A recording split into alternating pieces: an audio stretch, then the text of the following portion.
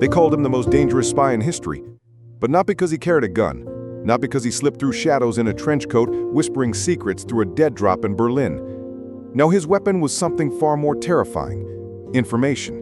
And the way he wielded it nearly pushed the world to the edge of nuclear war. This is not the story of James Bond. It is not the fantasy of Hollywood. This is the true story of a man who, with a pen, with a camera lens, with nothing but words and wires, rattled the most powerful nations on Earth. A story buried in ice, hidden in classified files, concealed by governments terrified of the truth. And yet, today, as the Arctic melts in Greenland, his secret is rising back into the light. Greenland, 1959. A wasteland of ice stretching endlessly toward the horizon. Temperatures so low they burn the skin. Winds so sharp they could carve stone. And in this frozen nowhere, the United States begins to build something that should never have existed. A city beneath the ice. A nuclear-powered labyrinth carved into the heart of a glacier. Soldiers called it Camp Century. Washington called it Project Iceworm. History calls it something else entirely. Because this was not just an engineering marvel. It was cover for a secret operation so dangerous that if exposed, it could have ended civilization. And the man who exposed it would become known as the most dangerous spy in history. But to understand how one person could change the balance of the Cold War, we need to step into that frozen tunnel, hear the crunch of boots on snow, feel the radiation humming behind the walls, and meet the young soldiers who were told they were pioneers when in reality they were pawns. One of them was just 18 years old, a boy named Soren Gregerson, fresh out of high school, barely speaking English, clutching his camera, not knowing that every photo he snapped would one day become evidence of one of the greatest military deceptions in American history. Imagine being that boy, standing beneath 100 feet of ice, a nuclear reactor buzzing at your back, while officers whispered of rockets that could reach Moscow in minutes.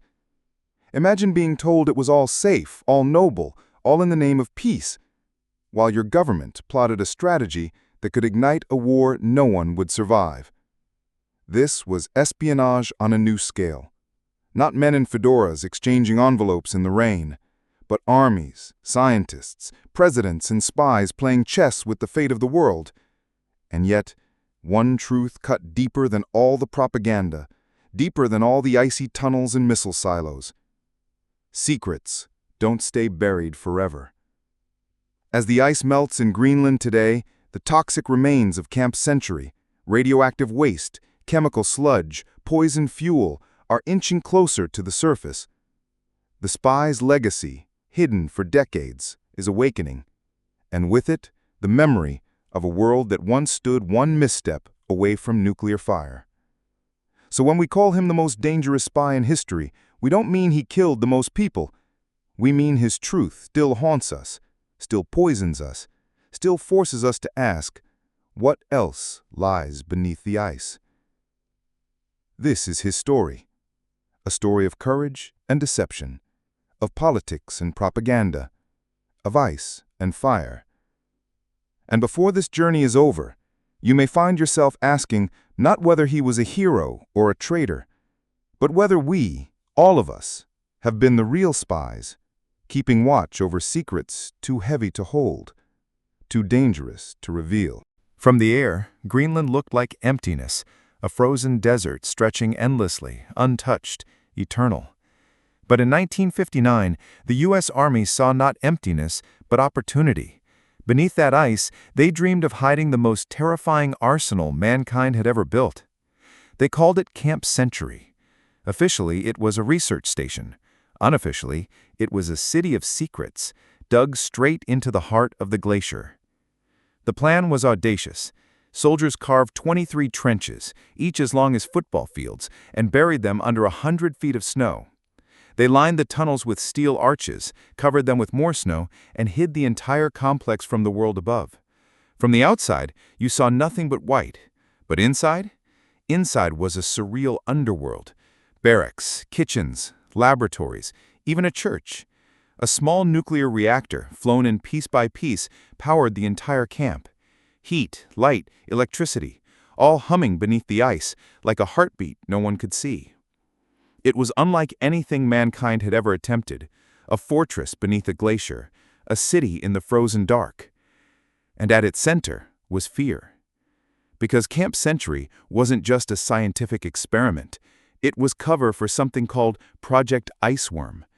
The Pentagon dreamed of building thousands of miles of tunnels beneath the ice, a hidden railway where nuclear missiles could glide unseen, ready to launch at Moscow with only minutes of warning. Think about that. An entire secret missile base the size of a small country, buried under ice, invisible to satellites, unstoppable if discovered. It was the Cold War turned into science fiction, except it was real. But there was a problem. The ice wasn't still. It moved. Slowly, relentlessly, it shifted and groaned. And no matter how carefully the engineers planned, the glacier had its own will. Tunnels twisted, roofs sagged, structures buckled. What the Army wanted was permanence. What the ice gave them was fragility. For the young men stationed there, it was a surreal life. You could wake in your bunk to the sound of snow groaning above you, unsure if the ceiling would hold. You could walk to breakfast past a nuclear reactor wrapped in lead plates, told again and again that it was safe. You could write a letter home about scientific research while watching men test railway tracks meant for carrying missiles tipped with warheads.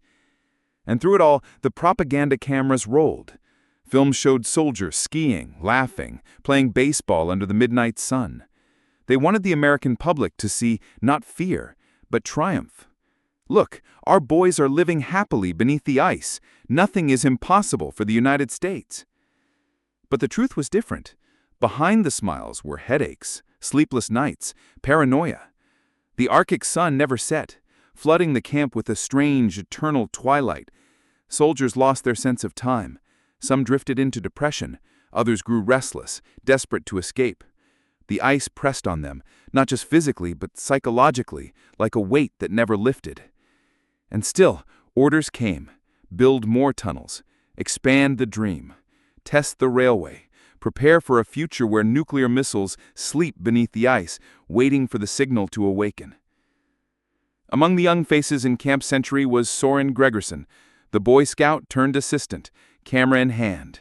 He snapped photos of the tunnels, the barracks, the reactor, not knowing that decades later, those images would be the only proof of Project Iceworm. Proof that under the guise of science, the world's most powerful army had gambled with the planet's survival. But Soren wasn't the only one watching. Across the ocean, the Soviets suspected something. Their intelligence networks hummed, their spies listening for whispers of the Arctic base. And when they learned even fragments of the truth, the balance of the Cold War began to tilt. Because if Camp Century was real, if Project Iceworm succeeded, America would hold a dagger at the Soviet Union's throat, hidden beneath a glacier no bomb could reach. The Soviets had to respond, and in the shadows of Berlin, Moscow, and Washington, the most dangerous spy in history prepared his next move. He was barely 18, fresh out of high school in Denmark, shy, curious, still more boy than man. His name was Soren Gregerson, and he thought he was stepping into an adventure, a kind of frozen Boy Scout camp run by the United States Army. When he arrived in Greenland, the first thing he noticed was a silence so deep it swallowed even his thoughts. The ice stretched forever, a frozen ocean. But soon that silence was broken by the rumble of tractors, the groaning of snowplows, the clang of steel arches lowering into trenches. Soren followed the convoy to Camp Century. He descended into the tunnels, and it was like stepping into another world. The air was sharp, metallic, tinged with oil and sweat. The walls glowed faintly under dim lights, and at the center of it all, sealed behind thick shielding, was the most dangerous machine he had ever seen, a nuclear reactor. The Army told him it was safe. They said it was modern, clean, a marvel of science. They said radiation was under control. Soren believed him. Why wouldn't he? These were Americans, heroes of World War II, builders of the future. If they said the reactor was harmless, then it must be true. He even ate breakfast in what they called the reactor zone. He typed his diary on a borrowed typewriter while the reactor hummed a few feet away.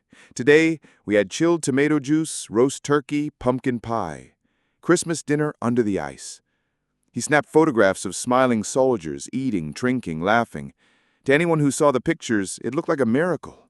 A warm, bright community in the belly of a glacier. But what his photos didn't show was the unease. The soldiers tossing in their bunks, struggling to sleep. The whispered fears that the shielding wasn't enough, that the reactor could leak, that the air itself might turn against them. Some admitted they felt sick, though none dared to put it in writing. Years later, scientists would reveal the truth. Radiation inside the tunnels sometimes spiked far above safe levels. The Army scrambled to install lead plates around the reactor, to quiet the fears, to keep the project alive. But for the young men who lived with it, each breath carried the weight of uncertainty. Soren didn't know. Or maybe he didn't want to know. He was too busy marveling at the strangeness of it all. The showers fed by melted glacier water, the chapel carved beneath the snow, where a chaplain who doubled as a nuclear officer prayed for safety while checking radiation meters. The movies screened in makeshift theaters, reels shipped in from America to distract the soldiers from the gnawing cold. It was life on the edge of the impossible. At night, Soren would lie in his bunk, listening to the glacier shift and crack. Sometimes it sounded like gunfire, sometimes like thunder. He wondered if the ceiling above him might collapse, but he wrote in his diary anyway, typing words with the earnestness of youth. Exciting day, reactor running, transport swings arrived, everything under control. He believed he was part of progress, that history would remember Camp Century as a triumph.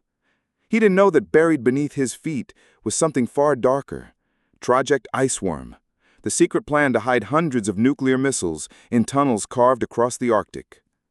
To the Pentagon, Camp Century was not about science or survival. It was about power.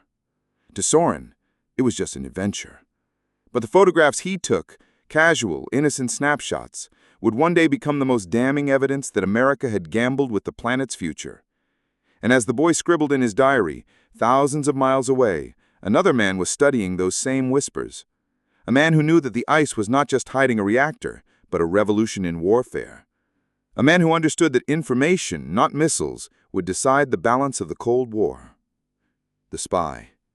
The one who would change everything. While Soren typed his diary beneath the ice, half a world away, another man was typing speeches that shook nations. His name was Nikita Khrushchev, leader of the Soviet Union, a man who had risen from peasant roots to command an empire. He was no soldier in the trenches, but he understood the battlefield of fear. And he knew that sometimes a lie could be more powerful than 1,000 missiles. In 1957, the Soviets shocked the world with Sputnik, the first satellite to orbit Earth. For 3 weeks, its simple beep, beep, beep echoed across the globe. It wasn't just a machine in the sky. It was a signal, a declaration.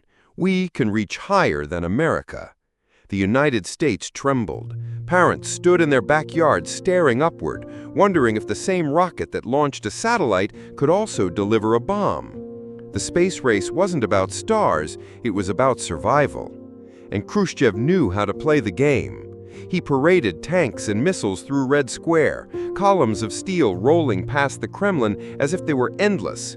He told the world that the Soviet Union could build nuclear missiles like sausages. Factories turning them out by the dozens, ready to rain fire on the West. But it was a bluff. The truth is, at the very moment he boasted of endless rockets, the Soviet arsenal numbered fewer than a handful. 5 missiles. 5. That was all. Yet fear doesn't count warheads. Fear multiplies them. In Washington, generals calculated imaginary arsenals. In American living rooms, families dug bomb shelters in their backyards, stockpiled canned goods, and practiced duck and cover drills as if thin desks could shield them from atomic fire. Khrushchev smiled. His bluff had worked. America believed. And here is where the spy war sharpened. If America could not trust Soviet words, they needed proof. They needed eyes in the sky. Enter the U-2 spy plane, sleek, silver, built to soar 20 miles above the Earth, so high, the Pentagon insisted, it was untouchable. From that altitude, it could peer into Soviet secrets, missile silos, airfields, submarine bases. The U-2 was more than a plane. It was a lens, exposing lies. Flight after flight, American pilots sliced through Soviet skies. Each mission revealed another truth. Khrushchev's missiles were not sausages, they were scraps. His bluff was smoke. But espionage is a game of risk, and in May 1960, the gamble collapsed.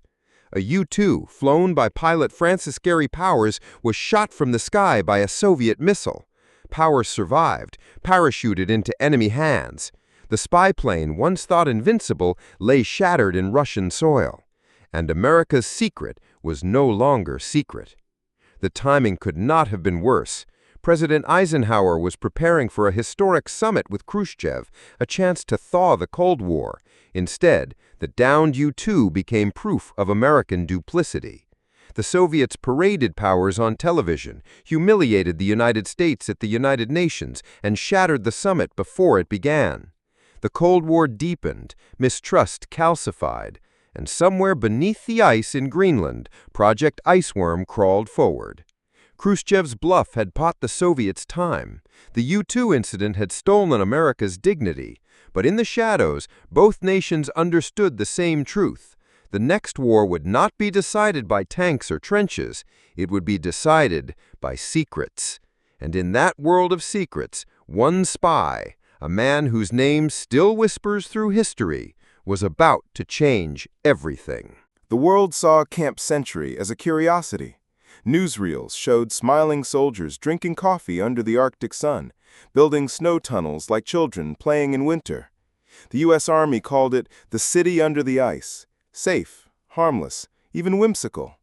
But that was a mask. Beneath the laughter, beneath the propaganda films, beneath the snow itself, there was a project so audacious it bordered on madness.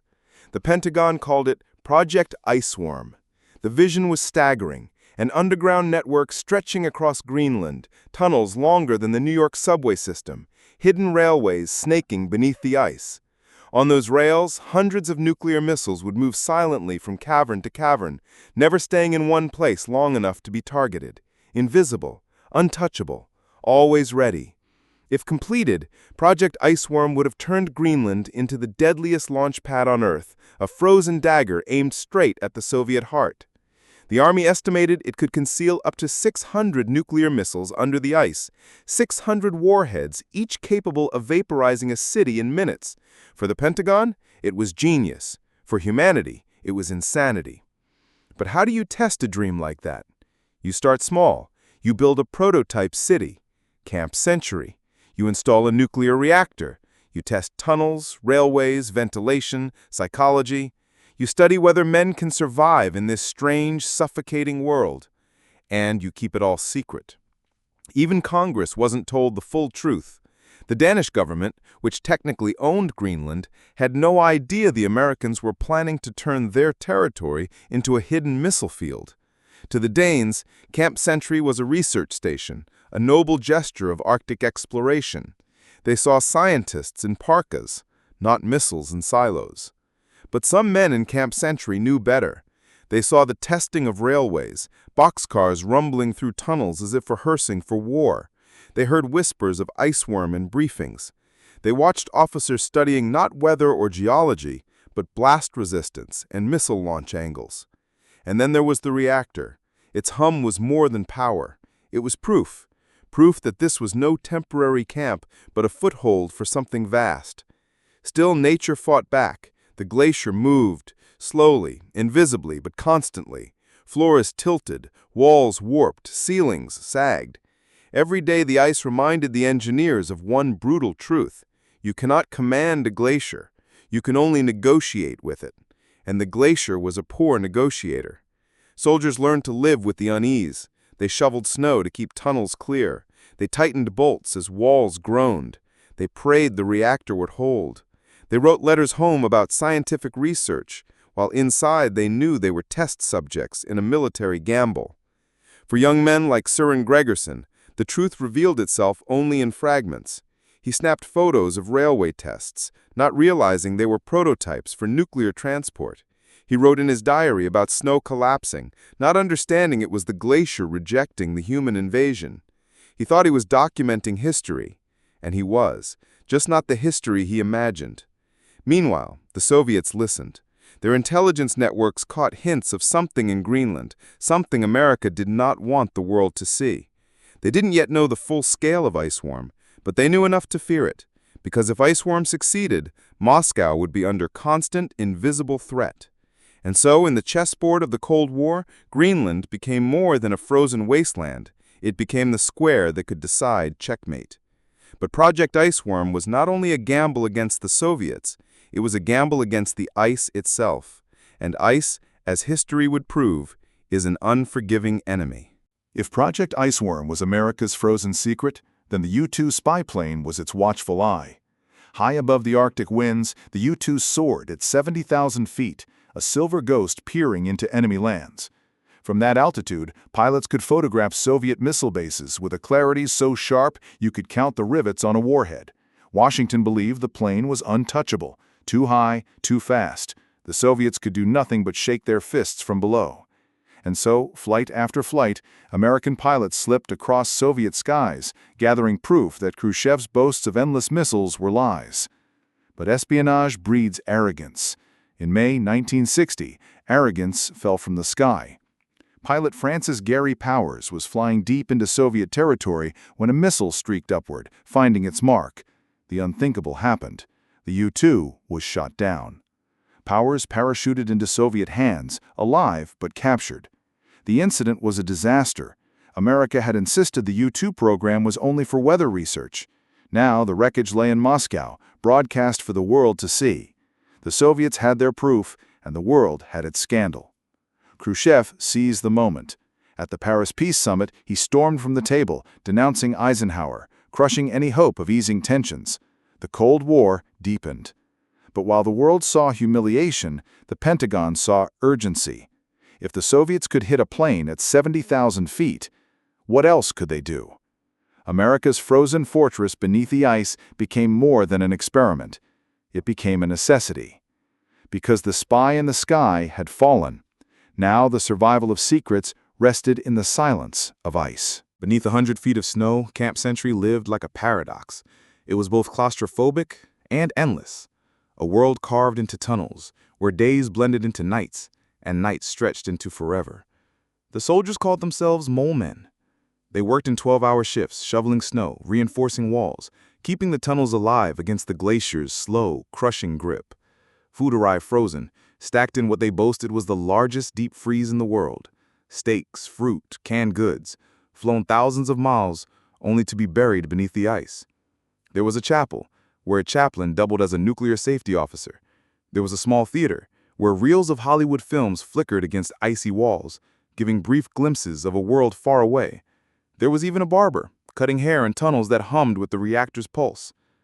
But behind the routines, unease lingered. The Arctic sun never set, driving men into restless insomnia.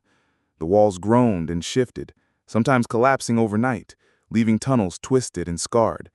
And always, there was the reactor. Some men swore they could taste the radiation, like metal on their tongues. For Soren Gregersen, life under the ice was wonder and fear. He typed diary entries in Danish, describing meals, snow clearing, the movies they watched. He believed he was part of history, and he was, though not in the way he thought. Each photo he snapped, each page he typed, became silent testimony of a secret world, a world that was not about science, but about war. And yet, as the soldiers adjusted to life beneath the glacier, whispers of doubt grew louder. Could a city under ice really last? Could tunnels hold against a shifting glacier? Could men hold against the weight of secrets pressing down? The cracks were forming, and not only in the walls. In September 1959, while Camp Century expanded in secrecy, Nikita Khrushchev stepped onto American soil. It was the first time a Soviet leader visited the United States. He brought his family, smiling for cameras, shaking hands, playing the part of a friendly neighbor. He toured farms, factories, even Hollywood studios. America watched, half in fascination, half in suspicion. But behind the smiles, Khrushchev carried a message. We are strong, stronger than you think. He told reporters that the Soviet Union could rain missiles on America anytime it wished. He showed off Soviet satellites, paraded mock-ups of rockets. It was a bluff, but a dangerous one, because bluffs forced reactions. And in Washington, men reacted. If Khrushchev claimed superiority, then America had to prove otherwise. And what better way than to build a hidden arsenal beneath Greenland's ice? Khrushchev's visit became propaganda theater. But for the men at Camp Century, it became confirmation. The bluff in Moscow was pushing their project forward. Yet here was the irony. Khrushchev boasted of missiles he didn't have. America built tunnels for missiles it never fully placed. Two giants, bluffing, gambling, building, and the world trapped in between. In the summer of 1960, engineers began testing the unthinkable. They laid railway tracks deep inside the glacier, ran wagons back and forth, loaded and unloaded cargo, measured vibrations, studied ice stability. To outsiders, it looked like harmless logistics. To insiders, it was rehearsal for nuclear war. Soren Gregerson captured it on film. Grainy photographs of tunnels, wagons, soldiers in parkas hauling equipment. At the time, he thought it was simply part of the camp's work. But decades later, those photographs would become the only proof of Project Iceworm. Proof that the dream of a missile city was not rumor, but reality. The tests were promising, but the glacier was not. Walls warped, ceilings sagged. The ice refused to cooperate. And scientists whispered what the generals refused to admit. The Arctic was alive. It shifted, it breathed, it crushed steel as if it were paper. But for the Pentagon, even partial success was enough. The idea of Iceworm lived, and so did the secrecy. The Danish government was told nothing. Congress was told almost nothing. Only a handful of men knew the true scale of the ambition. In the silence of the ice, America rehearsed Armageddon. Every secret breeds a hunter, and every deception casts a shadow. While Camp Century dug deeper, while Iceworm crawled forward, a figure in Moscow watched closely, a spy. His name is still debated, his motive still questioned. Some say he was a Soviet loyalist, others claim he was a double agent. What is certain is this: he learned of Iceworm. How much he knew, we may never know, but whispers of a nuclear city beneath Greenland reached Soviet ears, and in the chessboard of the Cold War, even whispers were weapons. The Soviets adjusted strategy. They accelerated missile production. They invested in anti-aircraft systems, determined never again to be humiliated by a U-2. And they watched Greenland, that frozen, silent land, with growing suspicion. To America, Iceworm was insurance. To the Soviets, it was provocation. And to the spy, whoever he truly was, it was leverage. Because the most dangerous spy in history didn't need to fire a bullet. He needed only to whisper a truth so terrifying it reshaped the world. And whisper he did. By 1961, Camp Century was no longer just an experiment. It was a proving ground for the future of war. But the ice had other plans. The glacier groaned and shifted, invisible forces grinding beneath the surface. Ceilings sagged, tunnels narrowed, steel arches bent like paper clips. Engineers patched and reinforced, but every repair was temporary. Nature was reminding them of a brutal truth. The ice was alive, and it did not want them there. Soldiers lived in constant unease. Some woke to find snowdrifts blocking exits. Others walked corridors that had shifted overnight, walls pressing inward as if the glacier were breathing. The camp felt less like a city, more like a coffin. And then there was the reactor.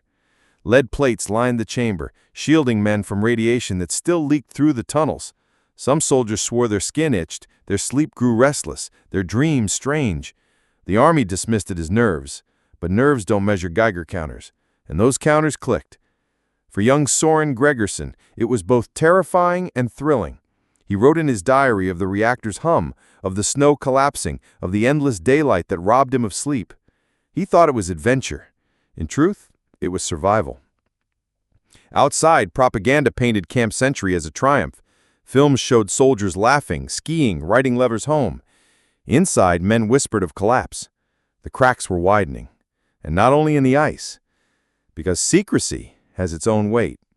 And under that weight, men began to bend. October 1962. The world held its breath. On a quiet Caribbean island, Soviet ships had delivered something unthinkable: nuclear missiles, stationed just 90 miles from American shores. Cuba, the Soviet dagger aimed at Washington's heart. President John F. Kennedy stared into the abyss. Photographs from reconnaissance planes revealed the missile sites under construction. If completed, they could strike nearly every major U.S. city within minutes. The crisis erupted. American warships blockaded Cuba. Soviet freighters steamed toward the line. The world inched toward Armageddon. Inside Camp Century, soldiers followed the news on radios, their frozen bunker now connected to the fate of the world. If war erupted, they knew they were already living inside a target. Ice would not shield them from nuclear fire. In Moscow, Khrushchev blustered. In Washington, Kennedy stood firm. For 13 days, humanity lived on the knife's edge. Children practiced duck-and-cover drills in schools, families stocked bomb shelters, and generals whispered of casualties in the tens of millions. And then, a compromise.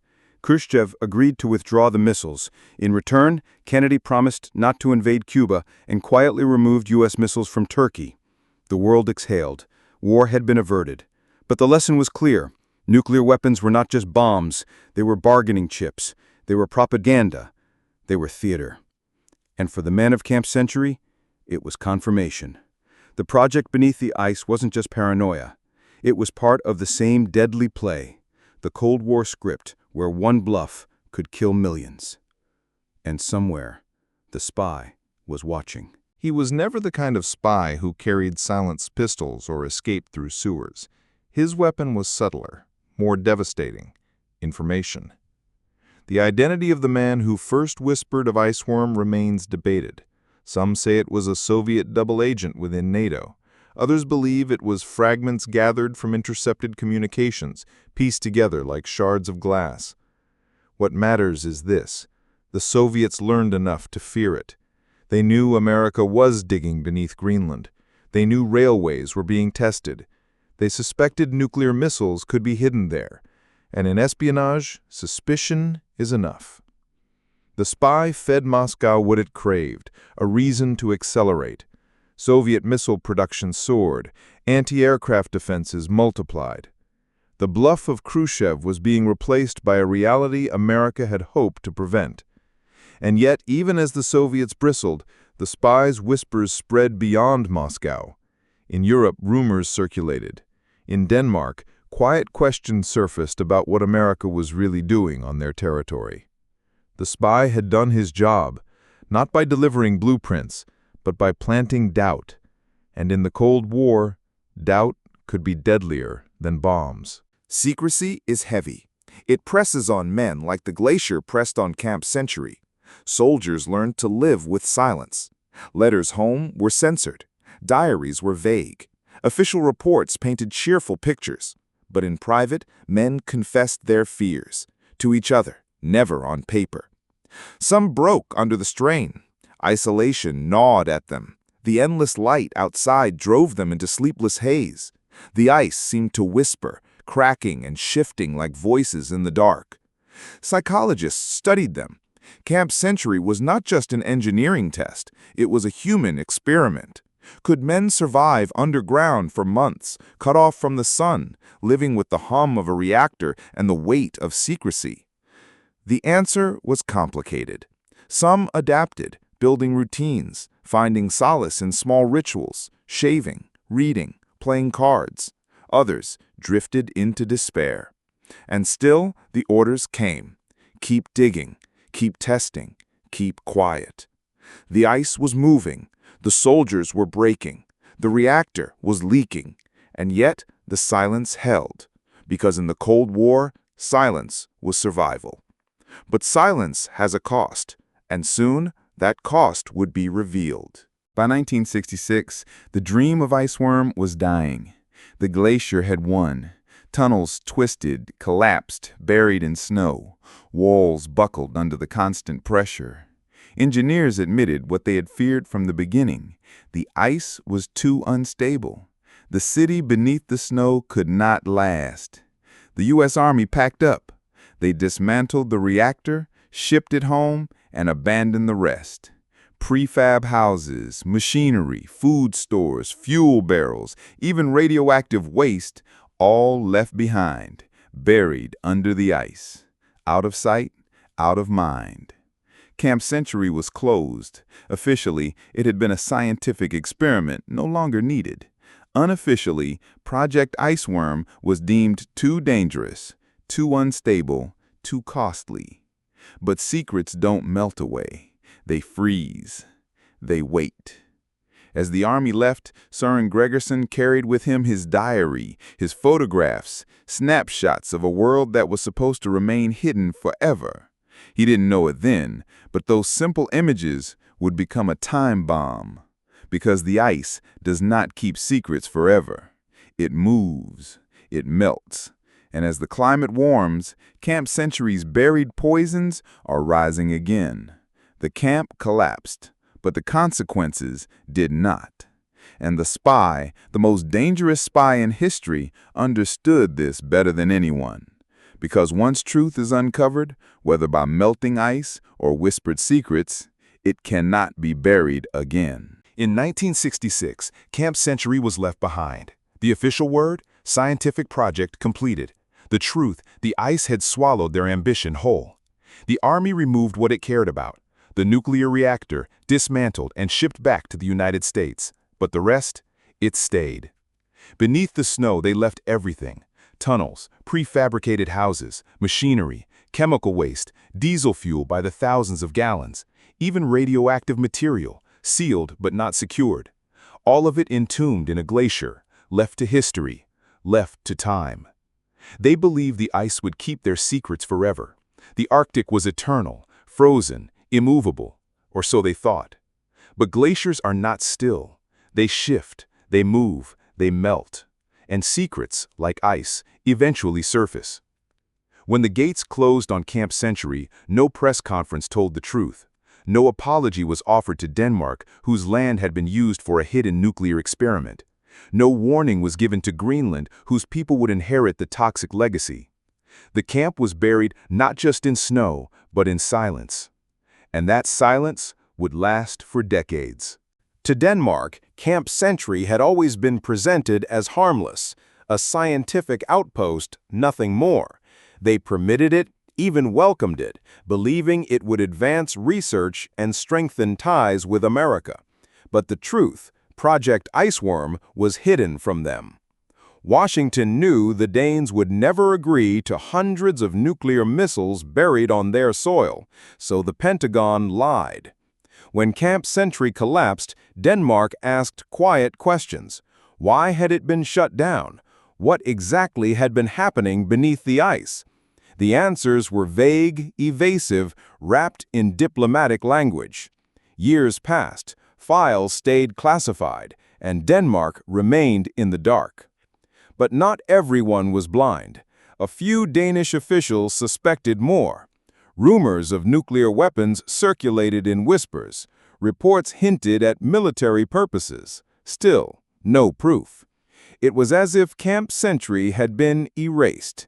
But erasure leaves shadows, and in those shadows, suspicion grew. Because lies have long lives, and the lie of Camp Century was beginning to crack. For the people of Greenland, Camp Century was not history. It was inheritance. They had not been asked when America dug into their ice. They had not been told what lay beneath their land. And when the army left, it was Greenlanders who remained above the buried waste. Decades later, as glaciers melted, whispers turned into warnings. Scientists revealed that radioactive material, diesel fuel, and toxic chemicals were still entombed beneath the snow.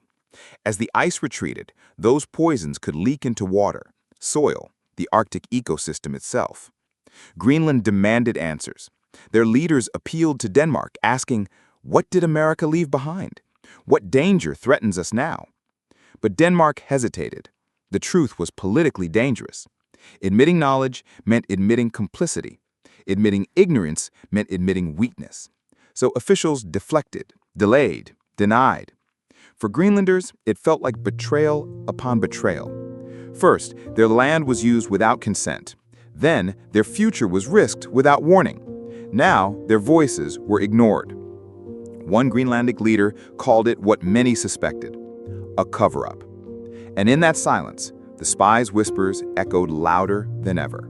By the late 20th century, the Cold War had changed shape. The Berlin Wall had fallen. The Soviet Union had collapsed. But the story of Camp Century was still locked in classified files, still cloaked in half-truths. History refuses to give us one name. Perhaps that is fitting, because the most dangerous spy in history may not have been one man at all. Perhaps it was the collective truth itself, information too heavy to contain, seeping through cracks in secrecy like meltwater through ice. The Soviets had acted on those whispers. They had accelerated their arsenal. They had stared down America and Cuba. They had forced the world to the brink. And decades later, the whispers still echoed in Greenland, in Denmark, in Washington, in Moscow. Proof that secrets may be buried, but they are never dead. The spy's legacy was not a single act of betrayal. It was the reminder that knowledge is power, and that once truth is revealed, it changes everything. Today, Greenland's ice is melting faster than at any time in recorded history. Glaciers retreat, ice sheets thin. Rivers of meltwater carve channels across the Arctic. And with the melt comes revelation. Camp Century, once buried forever, is rising back toward the surface. The waste the Army left behind, nuclear material, diesel, chemicals, is inching closer to exposure. Scientists warn that within decades, poison sealed since 1966 could leak into the environment. Imagine it, toxins from a Cold War experiment, set loose half a century later, contaminating oceans, drifting across continents. The legacy of Project Iceworm returning not as a weapon of war, but as a wound to the planet itself. Greenland's leaders demand action, cleanup, research, accountability. Denmark stalls, Washington remains cautious, and the ice keeps melting. It is as if history itself is thawing, secrets once frozen now seeping into the present. And in this thaw lies the most haunting truth. The Cold War never ended. It simply changed form. Its poisons still linger, in politics, in memory, in the melting ice. And the spy, long gone, long hidden, still haunts us. Because what he revealed, what he whispered, was not just a Cold War secret. It was a prophecy. Secrets don't stay buried, not in governments, not in glaciers, not in time. By the 1970s, Camp Century had become a ghost. Official reports reduced it to a polar research station. Scientific achievements were highlighted: ice core drilling, glaciology, meteorology. The reactor, the missiles, the waste? Barely a mention. Denmark, embarrassed and cautious, chose silence. Confronting Washington meant risking the alliance that anchored their security. Greenland, still under Danish authority, was kept at arm's length. And so, the cover-up held. But truth resists burial. Internal memos leaked, hinting at military intentions. Scholars unearthed fragments, piecing together a story far larger than science. Journalists began to ask questions. And always, in the background, was the spy. His whispers had once terrified Moscow. Now, echoes of those whispers reached universities, parliaments, newsrooms. Every government prefers silence to scandal. But silence breeds distrust. And distrust, once seeded, grows. By burying the truth, leaders had planted a time bomb, not in the ice, in the conscience of nations. Summer 2017. A chartered plane touched down on the white desert where Camp Century once stood. Scientists stepped out, faces wrapped against the Arctic wind. There was no trace of the camp on the surface, just endless snow. But beneath their boots lay 10,000 tons of waste, fuel, chemicals, radioactive debris. A toxic fossil, entombed for 50 years. Using radar, the scientists mapped what the eye could not see. Collapsed tunnels, twisted steel, buried drums. They extracted ice cores, tested samples, measured radioactivity. The results were sobering. Everything was still there, still waiting. And the ice was thinning.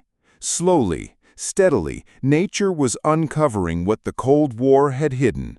Within decades, perhaps sooner, meltwater could release toxins into rivers flowing toward the sea.